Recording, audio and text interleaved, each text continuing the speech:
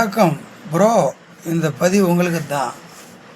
2025 எப்படியோ ஓடி முடிஞ்சிட்டு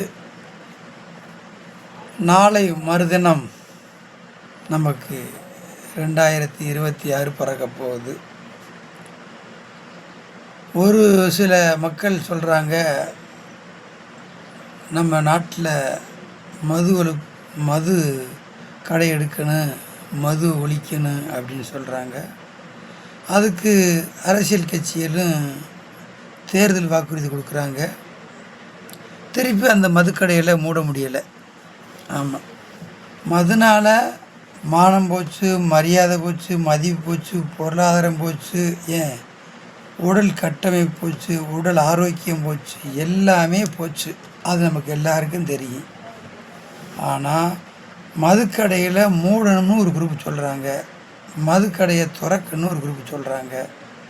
ஆனால் மதுக்கடையை மூடணும்னு சொல்கிறது ஓரளவு எல்லாருக்கும் அது சம்மதமான விஷயந்தான். இருந்தாலும் அடி மனசில் மூடக்கூடாது அப்படின்னு நினைக்கிறான். ஏன்னா அந்த மது இல்லாமல் இப்போ 90% மக்கள் வாழ முடியலை.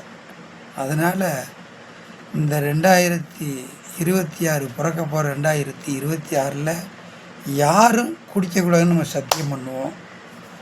சத்தியம் பண்ணிவிட்டு எங்கெங்கே மதுக்கடைகள் இருக்கோ அங்கே போராட்டம் நடத்துவோம். அந்த போராட்டங்கள் மொத்தமாக அரசு கடையை மூடுறதுக்கு முயற்சி பண்ணும்.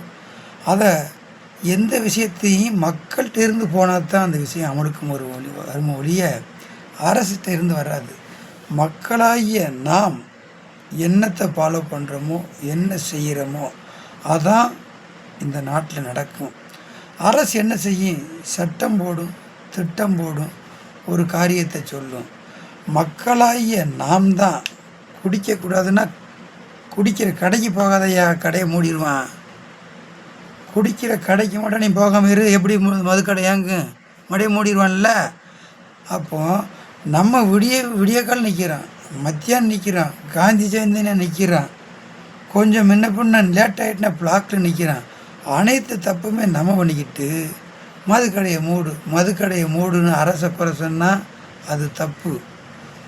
எல்லாத்தையுமே மக்கள் மூலியமாக தான் நிறைவேற்ற முடியும் ஒழிய அரசு நிறைவேற்ற முடியாது. அதனால் 2026 யாரும் குடிக்கக்கூடாதுன்னு சத்தியம் எடுப்போம். அப்படி குடிக்கக்கூடாதுன்னு சொல்கிறவங்க பூரா கமெண்ட்டில் பதிவு பண்ணுங்க. நன்றி.